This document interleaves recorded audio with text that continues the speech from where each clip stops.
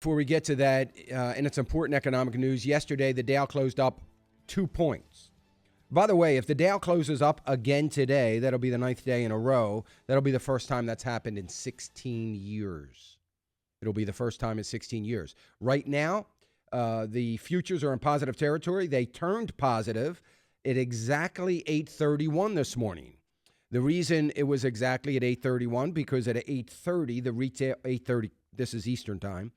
Retail sales numbers came out. So they turned positive. It looks like there is some momentum going forward in today, and we could see this 16-year, first time in 16 years, happen in the Dow. Good news coming out this morning. Retail sales were up. Retail sales were up 1.4%. A retail sales number is a number that everybody was kind of watching and waiting for. I talked about it earlier in the week. The reason for that is, we're hearing good things about the economy, and it would appear as though things are strengthening. But one of the things that traders want to see, economists want to see, is retail sales numbers. Because, look, ultimately, we live in America, and that means that we're worried about consumers. So we have to think about what consumers are doing, what they're going to do, and how they feel. So right now, and by the way, when you take auto sales out of the 1.4% rise, it's still up 1%. Almost no matter how you cut it, it's a good number. Now, sales of gasoline were up 5%. Obviously, that is due to the higher price. So, but nevertheless, it's not all due to the higher price. 5% is a pretty significant jump. So I got to believe that it means more people are driving, doing things. And obviously, if retail sales numbers are up, more people are going to the stores. So I think it's good. I think it's good all the way around. It's hard to dispute the numbers. It looks very good. Import prices were up month over month, 1.1%. They came out as well today. Year over year, they were down 0.3%. So that news is pretty flat, and doesn't mean a whole lot. Of course, there's a lot of talk about the Paul Ryan's budget. I did have a chance. It finally got published. I did print all 91 pages of it. I'm currently going through it. It's really not 91 pages. It's probably closer to, it's got to be 1,000 pages, because every single page links back to 3 or 4 other regulations and things that it references to. So you really have to get those references to get a good picture and a clear picture of what's in this bill.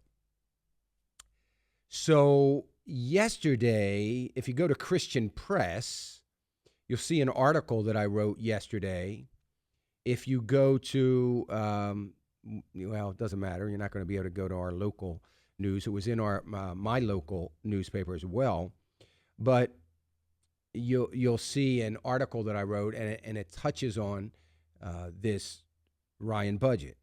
So I was asked yesterday to give some comments in reference to my opinion of the Ryan budget. I have declined to do that yet because, frankly, I hadn't read the entire budget, and I don't want to make assumptions based on the talking points that I've heard. So I'm going to talk a little bit more about that in a few minutes here, and I've got some clips from Paul Ryan that I want you to hear, and then I'll comment on it. Again, I'm not completely through it, but I'm reserving my decision. I, by the way, am not as excited as most conservatives or staunch Republicans might be.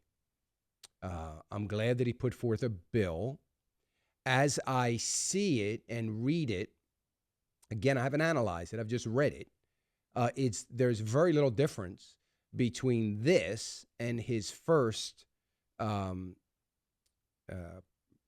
to Prosperity budget that he put out in 2010. So or 2011. So we'll look at. I'm going to dissect it and get into a little bit more. But on the surface, I'm not thrilled. And frankly, there's going to be a lot of conversation about this. You're going to hear about the Ryan budget, probably from me and a number of other people. The fact of the matter is, it is a good position paper. It is a good talking points for Republicans, I suppose, to have this bill, to put it out there, to lay out a plan. It is always difficult to criticize what the Democrats are doing when you yourself haven't put out a detailed plan. So I like that. I'm glad they're putting out a detailed plan, and I'm glad that they can stand firmly on it and use it as talking points. The idea that it could get approved is ludicrous because it's probably never, it's never going to happen. It is likely never to get through the Senate, and if it ever got through the Senate, it would get vetoed by the president. So it's not something we should get terribly excited about. But if you are a Republican running for office, you may glean some pretty good talking points from it. But I'll dissect that a little bit more in the days to come. Mortgage applications were down 4.3% last week. That's a pretty significant drop. Nothing to put a damper on some of the good news that we've gotten coming out of some of the numbers like retail sales numbers. Again, to get back to retail sales numbers, I am pretty excited about those numbers, and we're going to watch it. We're going to watch the markets, but I really like it. I'm anxious to see now the end of the month, the last look at consumer confidence, to see where that is. Although I've been very disappointed in consumer confidence, I'm beginning to think it's a little bit inaccurate. I'm not real excited about the consumer confidence numbers as I used to be. Consumer confidence numbers used to play a very big part in my thinking as we thought about moving forward in the economy and what might lie ahead for the economy. Not so much anymore, because frankly, I think the consumer confidence numbers are a little bit skewed. But nevertheless, I'm anxious to see what they look like the end of this month. I'm anxious to see what savings rates look like at the end of the month. And again, I think if we see decent retail sales numbers for the month of March, that'll be very encouraging. I'm still concerned about hiring. I'm still concerned about jobs. But if we see good retail sales numbers in March, that is going to be a little bit more of a confirmation that the 2% increase, or the 2% getting us back to the normal deduction for Social Security coming out of our pay, is not having as big an impact as many would have thought, myself included. So we will, I think the retail sales numbers is probably a good gauge right now. I have a little bit more confidence in it. There's also some other news coming out that's very interesting. And right now, the U.S. stock futures are in positive territory. They turned immediately positive. They were in negative territory. It looked like up till 8:30 Eastern time this morning, it looked as though we were going to have a negative open this morning, and it turned immediately when the retail sales numbers come out.